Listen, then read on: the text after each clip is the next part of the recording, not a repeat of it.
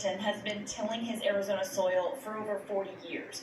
Now, in dire drought, he's facing some tough choices. This field we're walking by right here and the one over here to our left, these two fields on this farm will probably not get irrigated next year. So I'm going to lose. You'll have nothing growing here next year? Most likely. Agriculture accounts for over 70% of water consumption in the state of Arizona. And farmers like Paco stand to lose access to 65% of their main irrigation source, Central Arizona Project water. Water pumped from the Colorado. 2023, we won't have any calf water is what it means. In August, the federal government declared the first ever water shortage for the lower Colorado River Basin.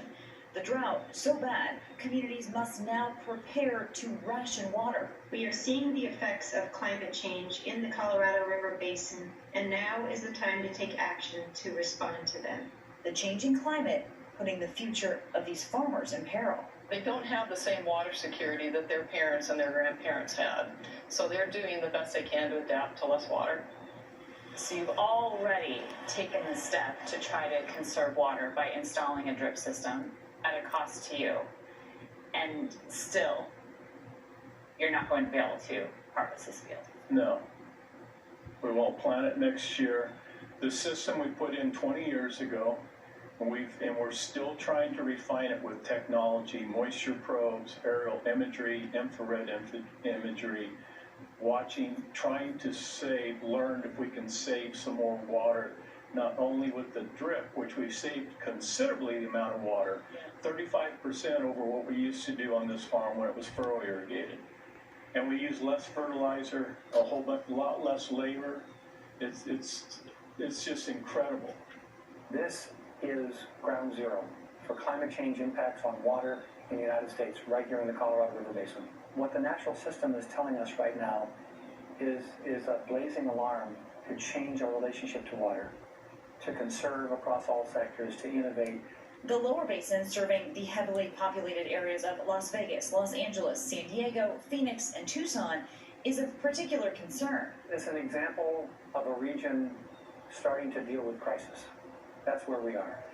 The flows in the Colorado River have declined 20% since 2000. And climate scientists tell us to prepare for additional declines of between 14 and 31% by 2050. Recent projections have warned water levels could decline so much within the next few years it could threaten power generation from Lake Mead and Lake Powell that millions rely on. 29 tribes also depend on the Colorado River water and have legal claims to it. The Colorado River Indian tribes, or CRIT, now power players in this drought emergency, trying to answer the plea for help. CRIT's responsibility is to save the life of this river.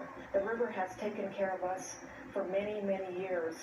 Our reservation was created in 1865, but it goes beyond that. It's taken care of us. So now we have to do our part. CRIT is made up of Mojave, Chemehuevi, Hopi, and Navajo tribes, and Amelia Flores is the first ever female to be elected chairwoman of the tribal council. They have rights to water from the river dating back to 1968 and made the drastic decision to save water by fallowing some of their farmland, leaving it bare with no crops at all. Tribes have never been included in the decision making and the policies. So this is another way that we can stay strong and be a voice. And in this way, in the drought, we can be a voice and be able to offer. We can be a voice for the people, and we can be a voice for our land. The Colorado River Indian tribes have nearly 75,000 acres of irrigated farmland. But over here, you can see a chunk of the some 10,000 that they fallow. By the end of 2022, their 3-year agreement will add 150,000 acre-feet of water to Lake Mead, which has fallen to its lowest levels since it was built in 1930.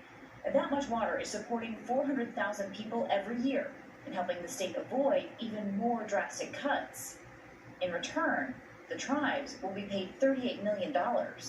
It's a model of collaborative solutions. It was funded by environmental NGOs, private corporations, state governments, and it required the tribe to do new things and make new commitments. That's the kind of multi-sector, innovative approach we're going to need on an even bigger scale. if we're going to make it through this era. These pumps are used to send this water across the state to places like Yuma, Arizona, which grows about 90% of all the leafy vegetables grown in the U.S. during the winter. And starting next year, farmers, including those in Pinal County, will lose at least 1/3 of the Colorado River water they've depended on for decades. The impacts are going to hit the agricultural community the largest. That's huge. It is huge. It's a big hit for them, significant hit. And within a few years, they could lose it all. Where are we going to get our groceries from? Can I see farming going away? Yeah, unfortunately. In this part of the world, eventually, at some point. Kate Whitworth, ABC News, Pinal County, Arizona.